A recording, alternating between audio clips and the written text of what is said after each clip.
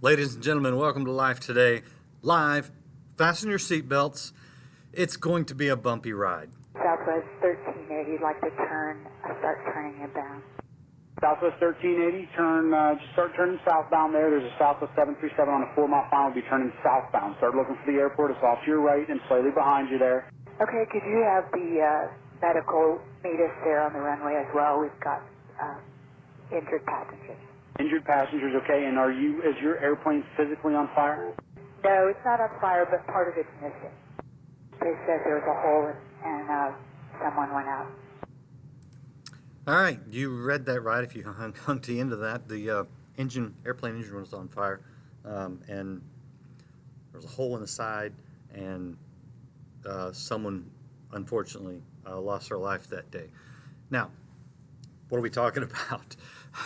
We're going to be talking to Tammie Jo Shults, Captain Tammie Jo Shults, who was piloting that Southwest Airlines flight that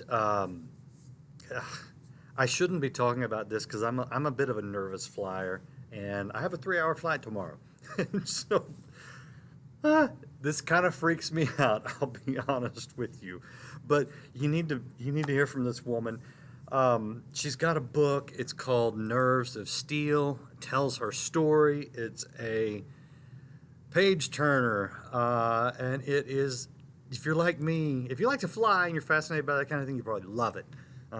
If you want to read about a woman who has achieved amazing things, you'll love it. If you don't like flying, it's torture. I'll just warn you right now. Why are we talking about this, though? We're talking about being prepared.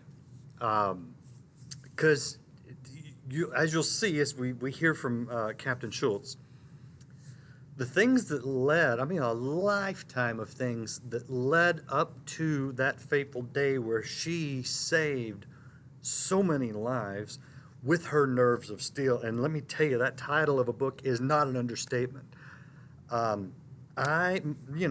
Most people, when what happened to their plane happens to their plane, I would have been praying. I don't doubt that some people were screaming, crying, maybe soiled themselves. Not to be gross about it, but my gosh. Okay, let's just get into it.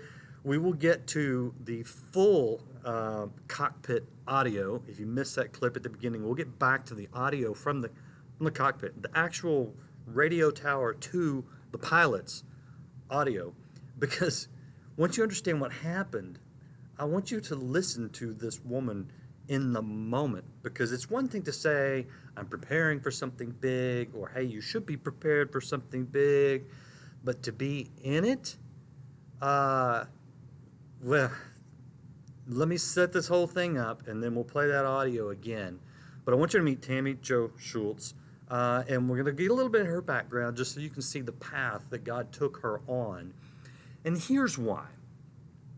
A lot of times we face trials, we face difficulty, we face unfair circumstances. I know you've been there. And if you haven't, well, then you're probably just barely old enough to even comprehend what we're talking about here, and you'll get there, okay? Because life is difficult. People don't treat you fairly. There's all these things happening, and you go, why? I don't understand. I don't understand these things. A lot of times, not all the time, but a lot of times, it's preparation. And even the bad things, the things that God did not ordain, He can turn them and use them for something good, okay?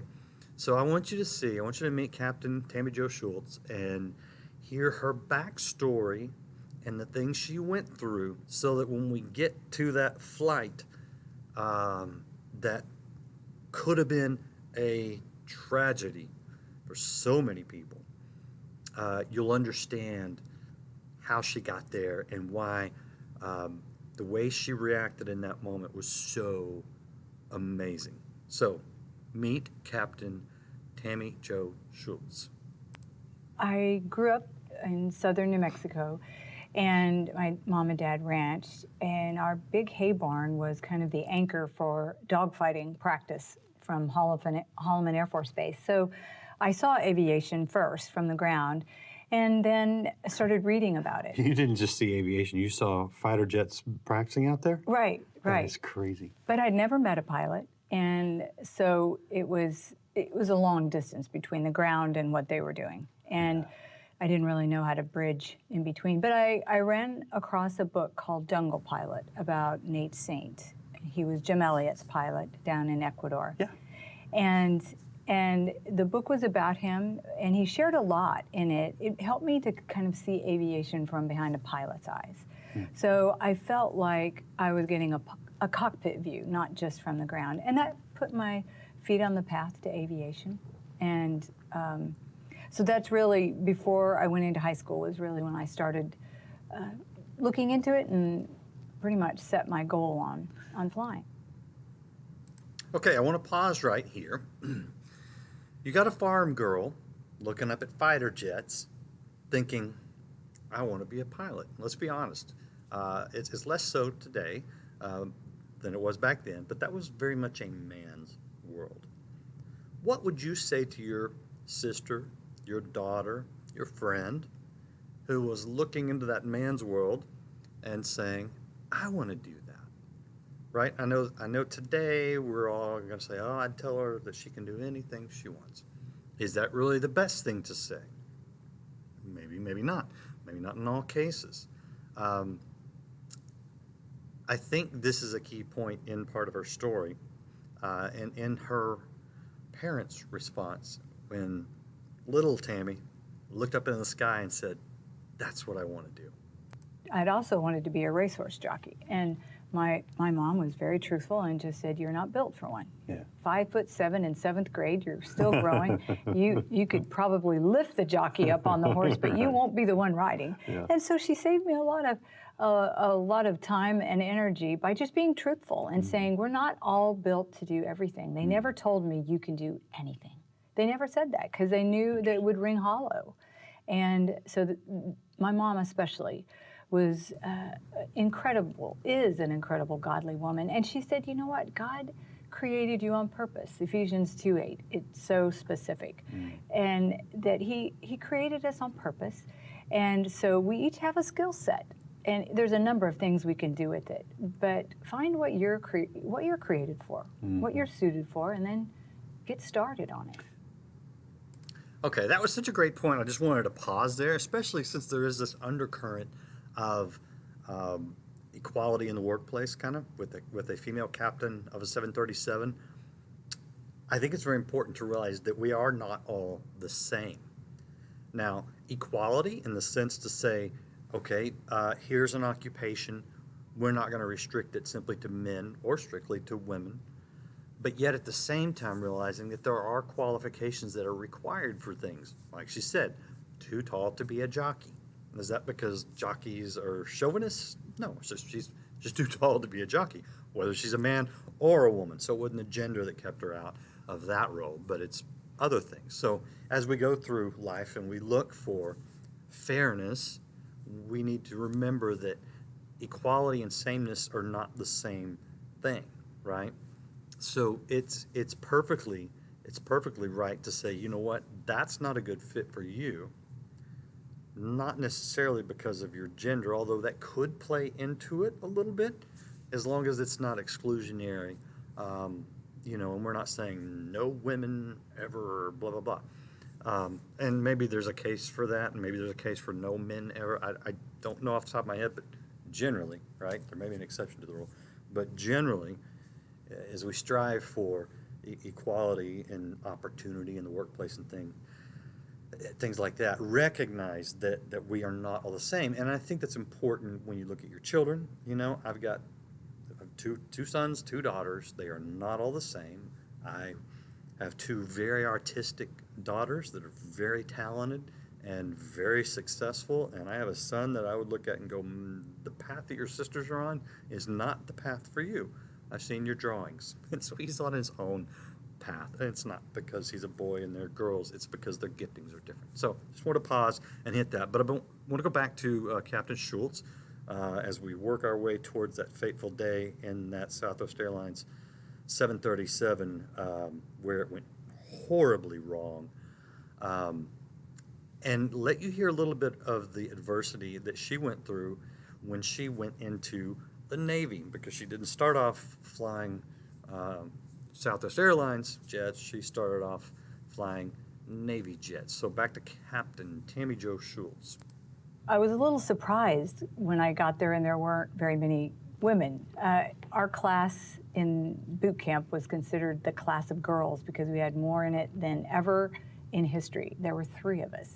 You know, so there weren't very many women. 3 out of how many? I think about 75. Okay.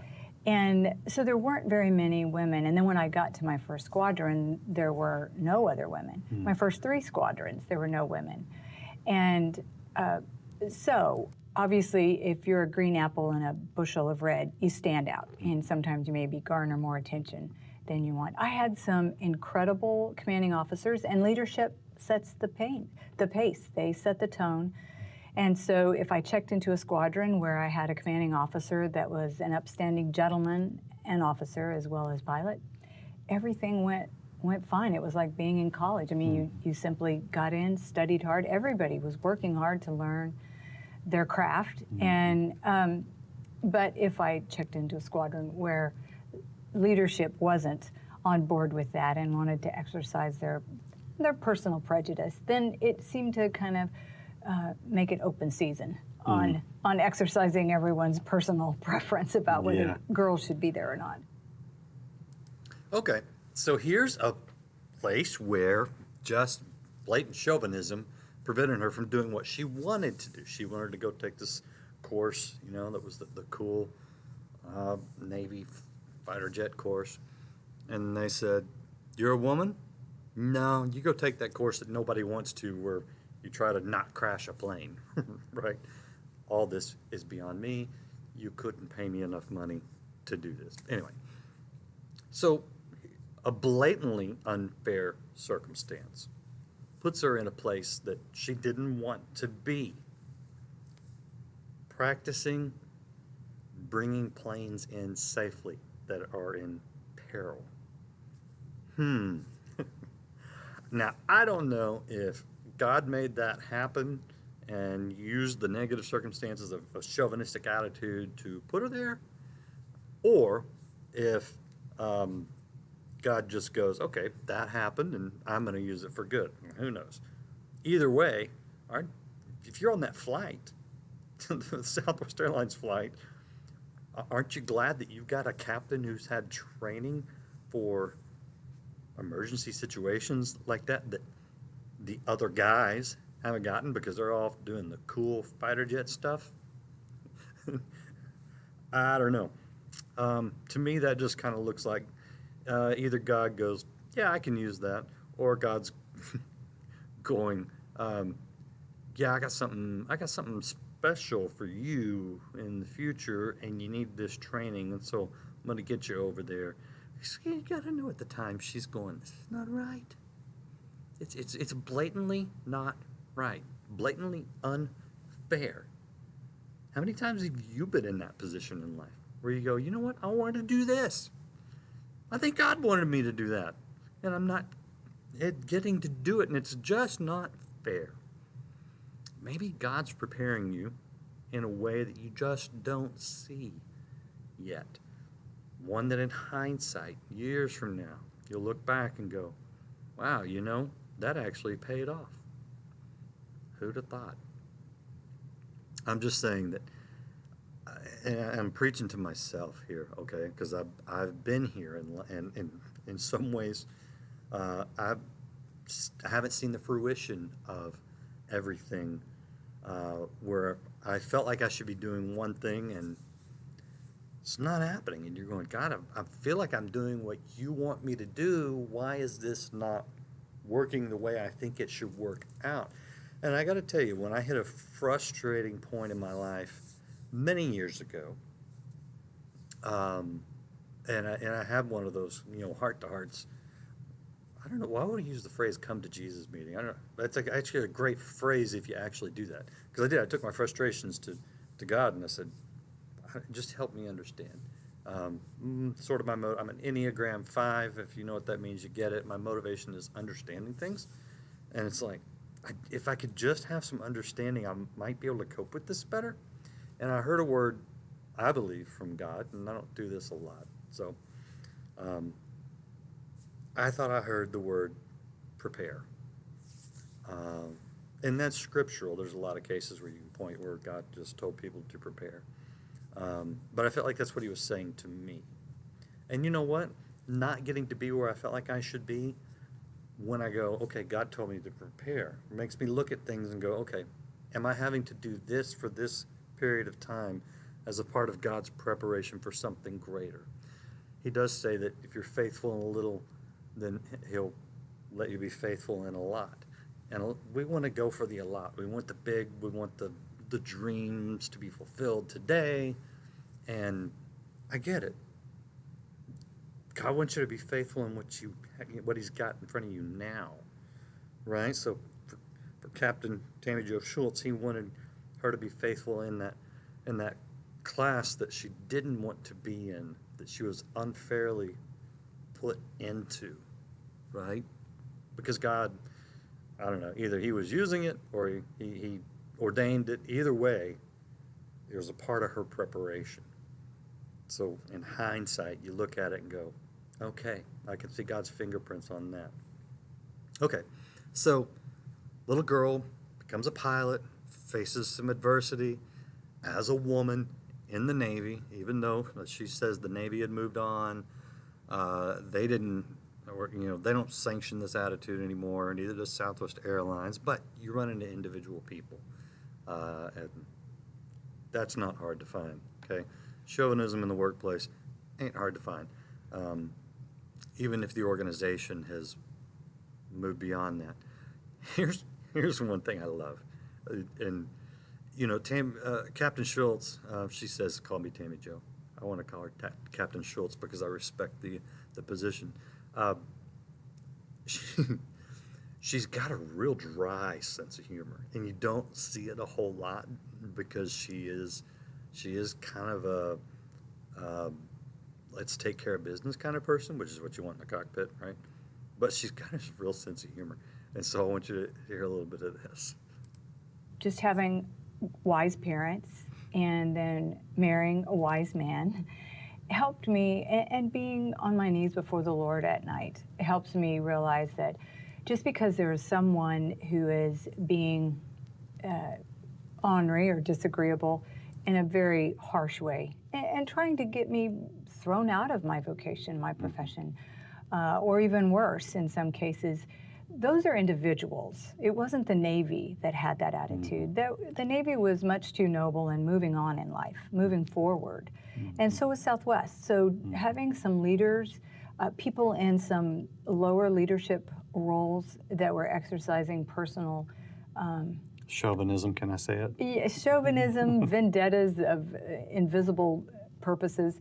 Those things, they're individuals. And so I tried, first of all, not to take on the mantle of a victim. And then also remember not to be offended. I mean, I had brothers. I worked along with our hired hands. And, if you become offended, you won't get anything done.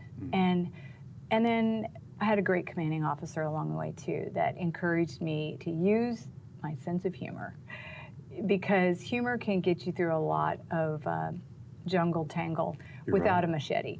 And don't pull the machete out until you need it. And she did have some great advice about, the people that you really want to take off at the knees because they're wrong and what they're doing, what they're saying.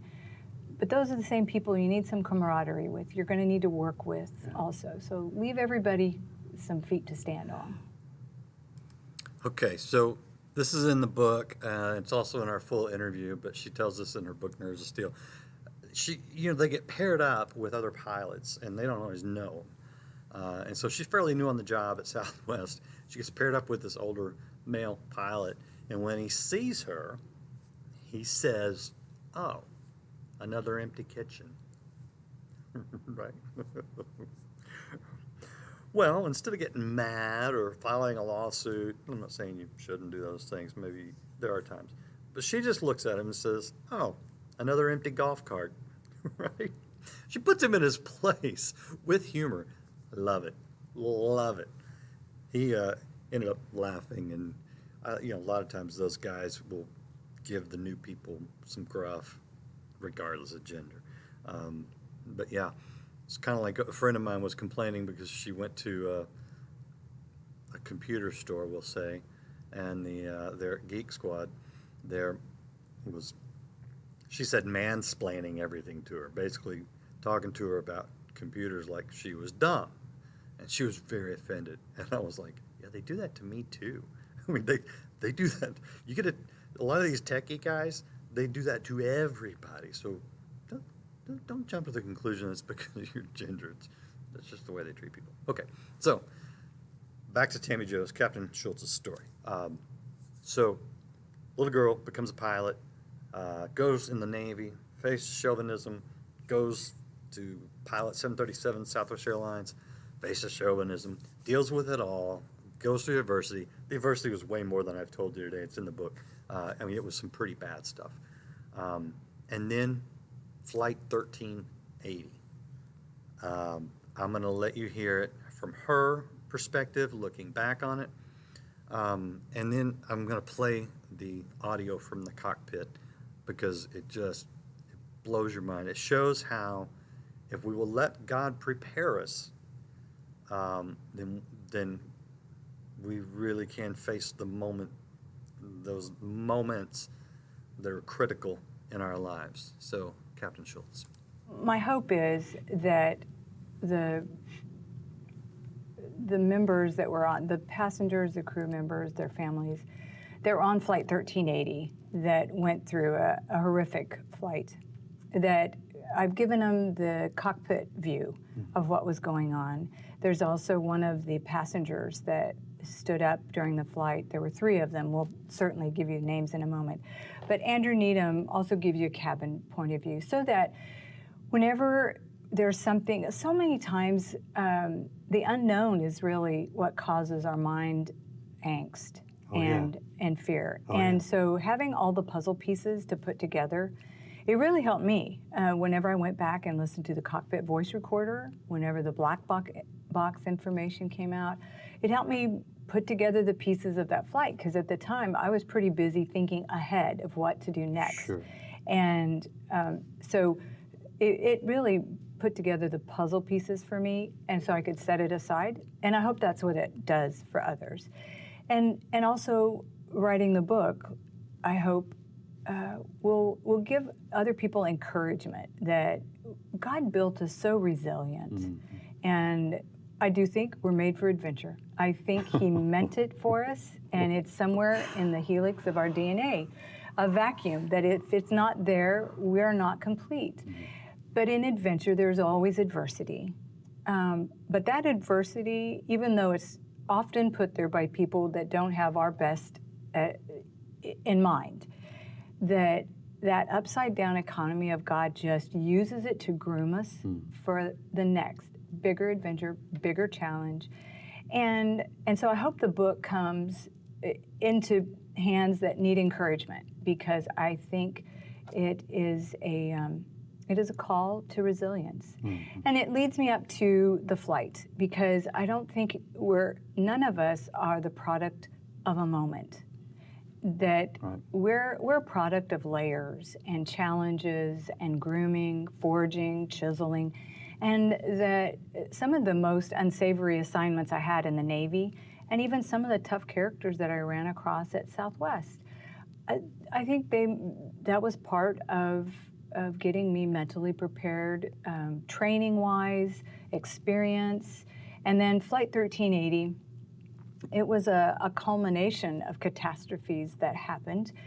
And we practiced some of them one at a time. We never practiced them without oxygen and at high altitude like that.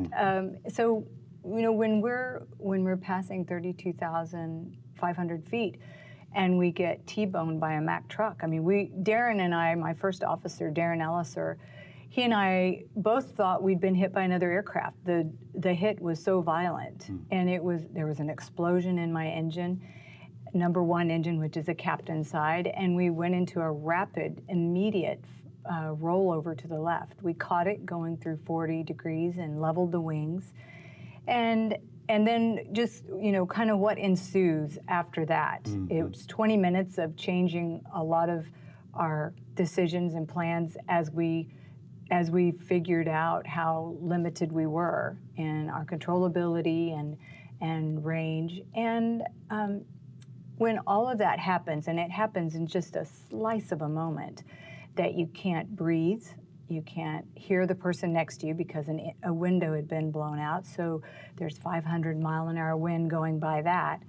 And then you can't see because of the shuttering of the aircraft due to the damage done. And I would say that is one of the poignant times in the flight, because since I couldn't do anything right then, we were trying to slow the aircraft down, but I couldn't physically keep my eyes and focused on anything. It really made the adrenaline rush in, and adrenaline can make your mind move as fast and as strong as it makes your muscles. And I had a very unhurried thought process, but it all fit into a very small moment in time. That's amazing. And that was that, if I wasn't sure everything would stay on the aircraft until we got to a runway. And so then that leads you to that conclusion of, then it may be the day that I meet my maker. And I kind of had that mental rush to the cliff of what if. And that's when I stopped, when I realized, if that's the case, then I wouldn't be meeting a stranger, that I meet with him every day.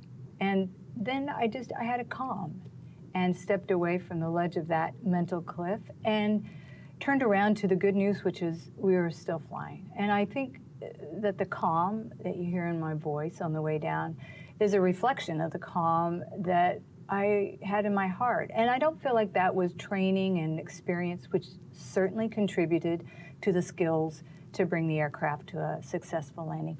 But the calm was a gift, and not of myself. Unbelievable. 149 passengers on board, plus the crew. Unfortunately, one woman did die from the injuries she suffered when she was sucked out of the plane. They managed to pull her back in, but unfortunately, she didn't make it.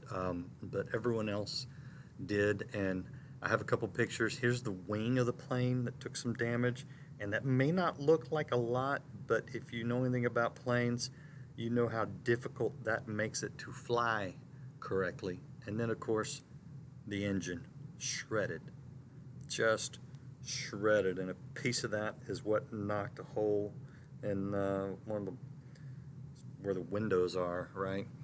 And so, it could have been a whole entire plane down, but for the calm of her. And now you heard the preparation of Captain Shults. Now I want you to hear that moment where it all came to fruition, and you can hear the calm in her voice. It's amazing. This is actual cockpit audio while all that was going on. Southwest 1380 has an engine fire descending. Okay, so 1380 is going to maintain 11,000. Okay, down to 11,000. Yes, if you would, have him roll the truck. It's on the engine number 1, captain side. Okay, thank you. Southwest 1380, contact New York Center 135 3545. Good day. With 1380, Philly. Go ahead. Southwest 1380, descend and maintain 6,000. Southwest 1380 down to 6,000. And when you get a chance, I need fuel remaining and souls on board. Okay, 149 souls on board, 5 hours of fuel. Thank you very much. Roger. Okay, center.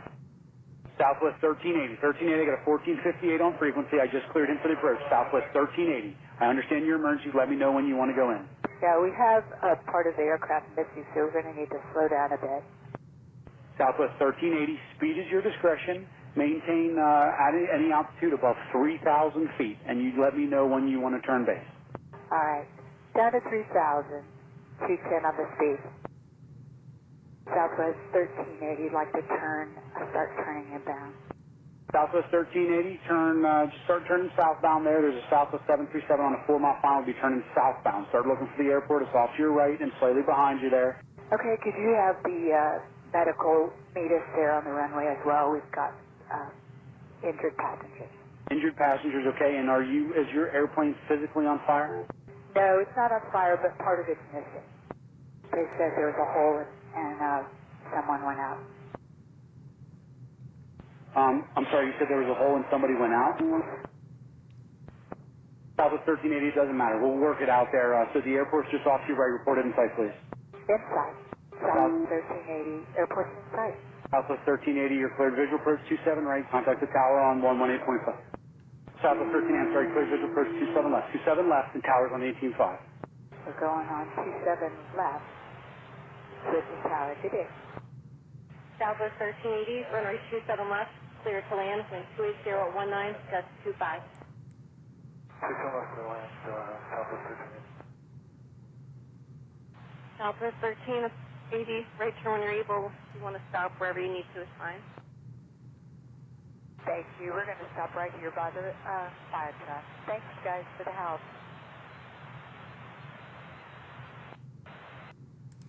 I don't know about you, but if I'm on that flight, I am one and done. I don't know that I would ever get back in an airplane again. I'd be John Maddening it across the country. But guess what? There she is, back in the cockpit for her first flight after that accident, and still going today. I pray to God I never need her, but if something like that happens and I'm on board, I want her in the cockpit. You know what I'm saying? So whatever God is preparing you for, let him prepare you. You may not see it. You may think you're being held down, oppressed, treated unfairly. Just hang on. Get through it. God can use the bad for good, and he may be letting you go through something, some testing of your faith to make you stronger. Count it all joy, all those trials, knowing that God is perfecting your faith, preparing you for whatever you need to be prepared for, so that you can come out on top like Captain Shults did. Appreciate you being here. Appreciate your kind comments. Sorry to get to a lot of them today, but please come back tomorrow or the next weekday, Monday through Friday. Join me on all these places and share this. Please share this. Give it thumbs up, like it, follow the channel, subscribe to it, whatever you need to do to see when we're on live. But look forward to seeing you next time. This is Life Today Live.